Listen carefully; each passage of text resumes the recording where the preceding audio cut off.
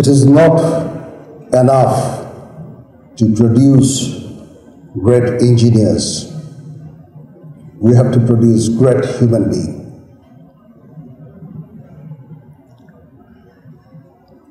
Institution has lot to do in producing great human being unless আপনারা যদি ভালো মানুষ না হন তাহলে কখনোই দেশ এবং জাতির কোনো উন্নয়ন সম্ভব না।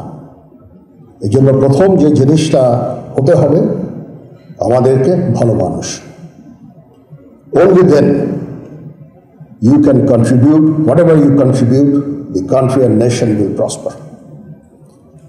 We are producing great scholars, great engineers, great doctors, great civil servants, great military officers,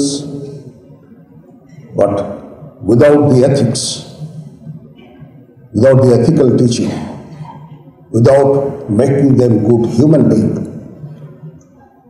country will not be benefited.